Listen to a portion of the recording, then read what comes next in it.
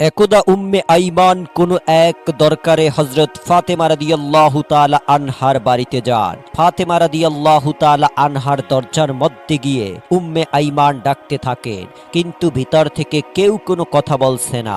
উম্মে আইমান আবার দরজায় নক করলেন, কিন্তু ভেতর থেকে কেউ দরজা খুলছে না। তারপর উম্মে আইমান দরজার ফাঁক দিয়ে ঘরের ভিতরে তাকাইয়ে দেখলেন হযরত ফাতেমা রাদিয়াল্লাহু তাআলা আনহা রুটির জাতা পিষতে পিষতে ঘুমিয়ে পড়েছেন এবং তার চোখের মধ্যে একজন মহিলা বসে তাসবিহ পাঠ করেছে এবং আরেকজন মহিলা হযরত হাসান এবং হুসাইন রাদিয়াল্লাহু তাআলা আনহুকে দোলনার মধ্যে দুধ খাওয়াচ্ছে।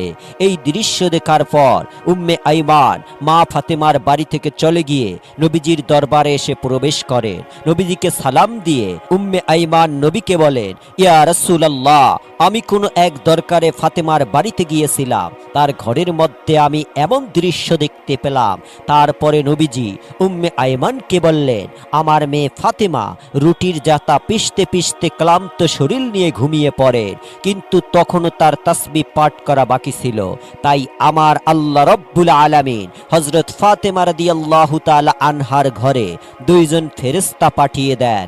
একজন ফেরেশতা ফাতেমার অসমাপ্ত কাজগুলো করেছে এবং আরেকজন ফেরেশতা হযরত হাসান এবং হুসাইন রাদিয়াল্লাহু তাআলা আনহুকে দোলনার মধ্যে ঘুম পাড়াচ্ছে।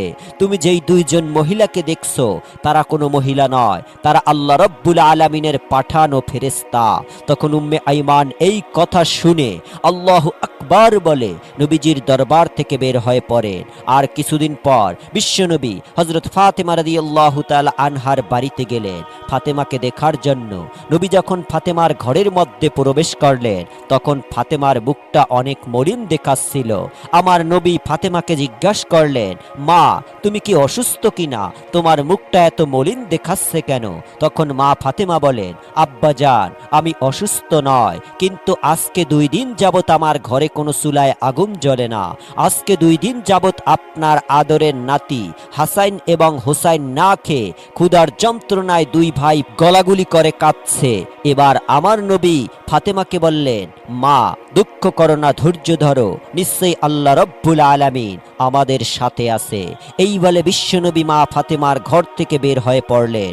পরের দিন এক সওদাগার হযরত আলী রাদিয়াল্লাহু তাআলা আনহুকে একটি কাজের জন্য ডাকেন। কাজটি ছিল এমন যে ওই সওদাগারের উপর থেকে তার মালামালগুলো বাড়িতে নিয়ে পৌঁছে দেবেন। হযরত আলী রাদিয়াল্লাহু তাআলা আনহু এই কাজের বিনিময়ে কিছু দিরহাম পেলেন। এই দিরহামগুলো নিয়ে তিনি দোকানে গেলেন। তারপর দোকান থেকে কিছু আটা নিয়ে মা ফাতেমাকে দিলেন। তারপর ক্লান্ত শরীর নিয়ে হযরত আলী রাদিয়াল্লাহু তাআলা ঘুমিয়ে পড়লেন। মা ফাতেমা আটাগুলো জাতার মধ্যে পিষে ওইগুলো দিয়ে রুটি তৈরি করে। তারপর হযরত আলীকে ঘুম থেকে ডেকে তারপরে সকলে মিলে খান। সকলেই খাবার শেষ হবার পরে মা ফাতেমা কিছু রুটি আবার নবীজির জন্য নিয়ে আসেন। মা ফাতেমা নবীজিকে রুটিগুলো দিয়ে বলেন, আব্বাজান, আপনি এই রুটিগুলো খান। আব্বাজান, আজকে 2 দিন পর আমাদের ভাগ্যে কিছু রুটি জুটেছে।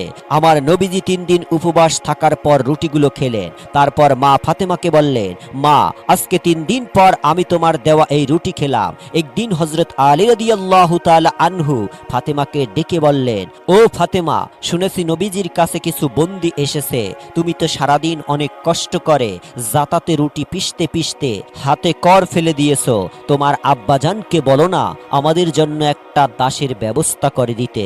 তখন ফাতেমা হযরত আলীর কথা মতো নবীর দরবারে যাওয়ার জন্য রওনা হলেন। কিন্তু ফাতেমা এতটাই লাজুক ছিলেন যে তিনি বিশ্ব নবীর কাছে এই কথাটা বলতে পারলেন না। তাই দরবারের মধ্যে না ঢুকেই বাইরে থেকে আবার হযরত ফাতেমা বাড়িতে চলে আসেন। তখন হযরত আলী রাদিয়াল্লাহু তাআলা আনহু ফাতেমাকে দেখেই বুঝতে পেরেছেন যে লজ্জার কারণে বিশ্বনবীর কাছে এই কথা বলতে পারেনি। তখন হযরত আলী বলেন, ফাতেমা, চলো আমরা দুজন গিয়ে নবীজির কাছে একজন দাসের কথা বলি। এই বলে তারা দুজন নবীজির দরবারের উদ্দেশ্যে রওনা দিলেন। ফাতেমা রাদিয়াল্লাহু তাআলা আনহা এবং হযরত আলী রাদিয়াল্লাহু তাআলা আনহু নবীর দরবারে এসে নবীকে একজন দাসীর কথা বললেন। তখন নবীজি এই প্রস্তাবে অসম্মতি জ্ঞাপন করলেন। অতঃপর হযরত আলী রাদিয়াল্লাহু তাআলা আনহু এবং হযরত ফাতেমা রাদিয়াল্লাহু তাআলা আনহা আদবের সাথে নবীজির দরবার থেকে বের হয়ে বাড়িতে চলে আসেন। করলেন। তার পরের দিন নবীজি ফাতেমার বাড়িতে আসলেন। তারপর ফাতেমার কাছে গিয়ে নবী বললেন, মা, আমি তোমাদেরকে কিছু তসবি পাঠ করার জন্য দিয়ে যাচ্ছি। এই তসবিগুলো তোমরা যদি নিয়মিত পাঠ করো তাহলে আল্লাহ রাব্বুল আলামিন তোমাদের ঘরের মধ্যে রহমত এবং বরকত সব সময় দিতে থাকবে।